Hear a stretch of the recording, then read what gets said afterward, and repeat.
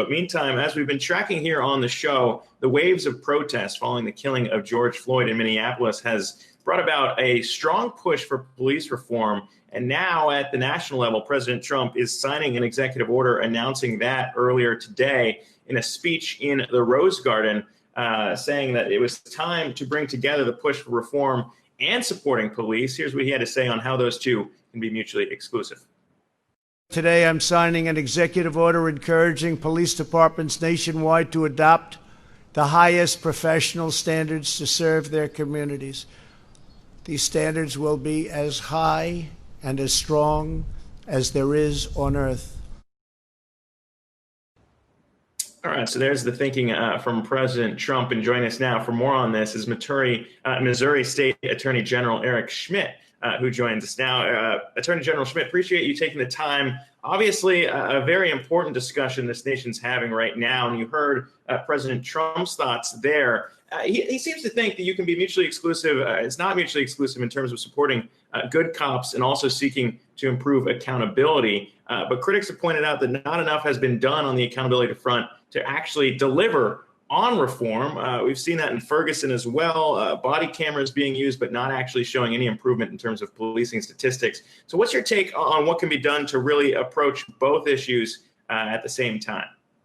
Well, I think today's announcement and the signing of the executive orders by the president is a really important step moving forward here. I mean, I think when you're talking about, improving trust, improving policing, and all those sorts of things that the president spoke about today, there are a couple of really key points, I think, in those executive orders that I think can bring people together, which is, additional training as we work on improved tactics for de-escalation. That's something that's really important and proven to be effective.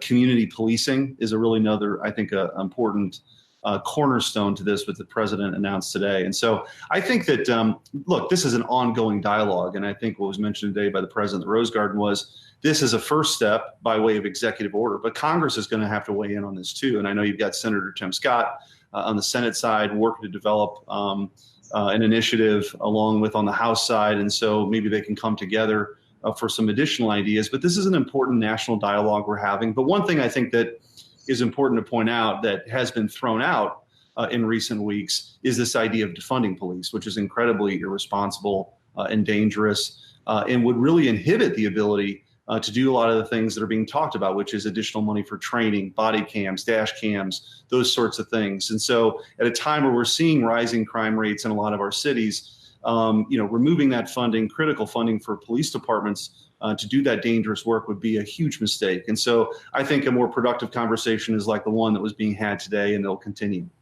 Yeah, I guess, when we hear about this executive order, there are pieces that a lot of people would agree on. I mean, banning the use of chokehold seems like one that we've already seen instituted in a lot of local police departments. But this does really boil down to a local issue. There's only so much you can do on a national level.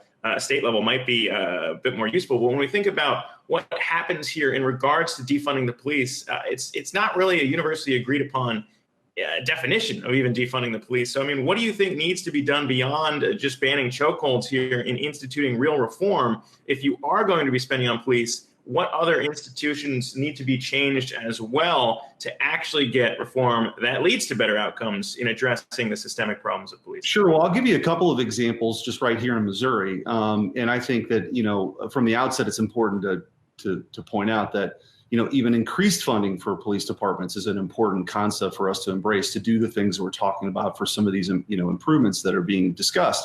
But a couple of things. One is, for example, in the St. Louis Metropolitan Police Department in the city of St. Louis, they have a residency restriction so that if you want to be a police officer in the city of St. Louis, you have to live there. And there's a lot of officers that might choose to live somewhere else in the St. Louis region. And so one of the discussions we're having in the legislature here is to reduce that, because when you have a broader applicant pool, you have greater diversity, you have a broader universe for people who want to do important police work in the city of St. Louis. That's one thing. The other thing I'd point out to in the wake of Ferguson here in Missouri, and this is not unique to the St. Louis region, but St. Louis County, which has 1 million people, has 90 different municipalities. It's a bit unique. But the point is, what we discovered after Ferguson was that there were 15 municipalities where traffic tickets and fines were their single biggest source of revenue. You had some cities getting 40, 50, 60, 70% of their revenue, the city's budget, from traffic tickets and fines. And so there were some pretty dramatic reforms in the wake of that to say, look, a city can only get X amount from traffic tickets and fines. And law enforcement supported that because they said it was a bipartisan reform. Law enforcement supported it because they said, look, I didn't go to the police academy to write traffic tickets all day long. I want to do more community policing. So I think there is a way forward. It's not the only thing to do, but it's an example of what can happen when people work together, when they have these free and open discussions about a way forward. And so there were some significant reforms in the wake of Ferguson here in Missouri that I think other local communities might adopt, but this is a big, broad national discussion. But I think community policing, body dash cams, training, de-escalation, these are important things, by the way, that are not accomplished if you defund police departments.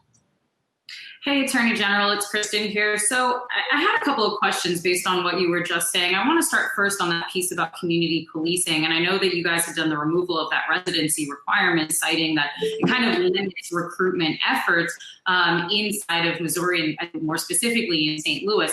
But a lot of activists are saying that actually those residency requirements are a critical part of community policing, that, communities don't want to be policed by people that don't even live there or look like them. So what would you say to that criticism? Is it well-founded?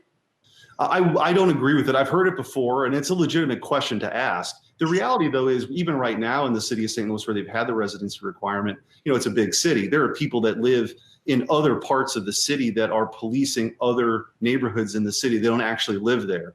And the truth of the matter is, in St. Louis City, they're about 150 officers short. And so what we've been doing in St. Louis region hasn't been working. And so I think to broaden that applicant pool, again, statistically leads to greater diversity. And I think that's an important concept for us to embrace too. But the idea that everybody is policing the very neighborhood that they live in just isn't true, even under the restrictions that existed in the St. Louis City for so long. So I also want to ask you about this question about the increased funding for police. Now, what we're seeing across the board around the country, but it is also true specifically in Missouri, is that while some of these departments are getting increased funding, namely the police, we're seeing money being ripped away from other departments in Missouri.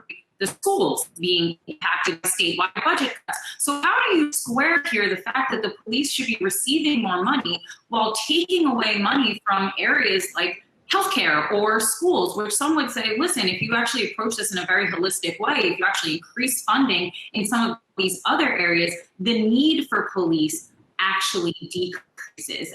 I mean, is it not necessarily more funding for police, but perhaps a better or more efficient way of using the funds that are already there?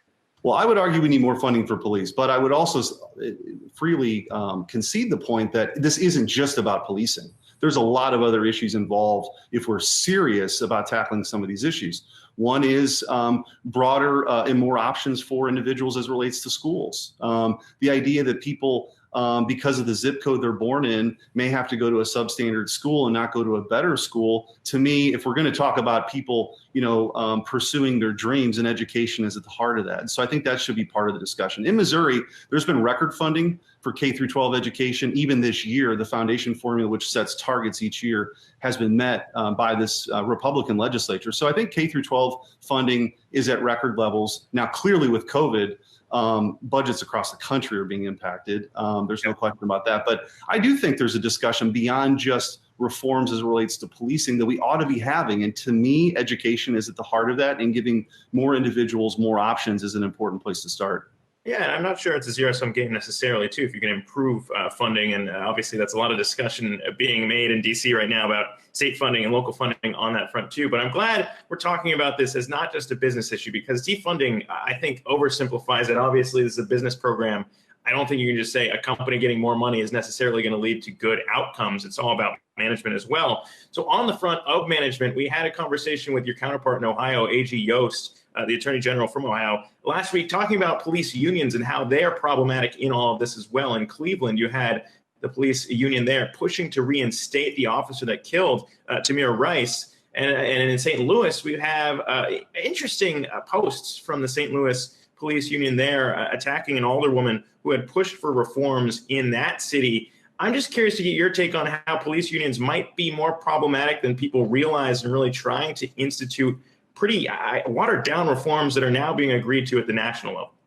Well, I mean, look, the conversations that I've had with law enforcement over the years, and including in the last couple of weeks, there's universal condemnation for what happened in Minneapolis. And that's not the only time something like that's happened. And so I think the issue is, how do we deal with police officers that should no longer wear that uniform? And I think that's an important conversation. And the president actually touched on that today with that executive order. And my assumption is that'll be something that we're dealing with forward. The other thing that I think we also need to talk about is that you need to have local prosecutors who are willing to prosecute violent crime to make sure people feel safe. Because, the good police officers that are putting their lives on the line every day and intervening in incidents to protect the lives and property of people, sometimes those actions aren't met with the same sort of prosecutorial effort that they should be. And that's true here in St. Louis City in particular, where you have skyrocketing violent crime rates.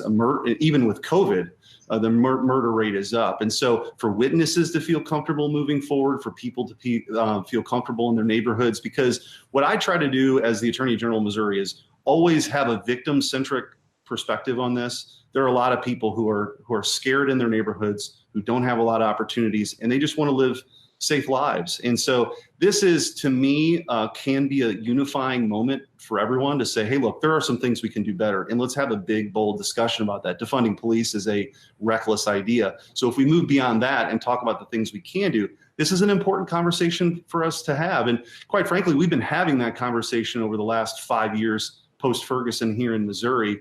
And the rest of the country, I think, starting to have that conversation too. Hey investors, Zack Guzman here. Are you interested in learning more about the markets and getting the latest financial news? Well, then click right here to subscribe to our Yahoo Finance YouTube channel. Get the latest up-to-the-minute market analysis, big interviews in the world of finance, and information on how to manage your money every day wherever you are.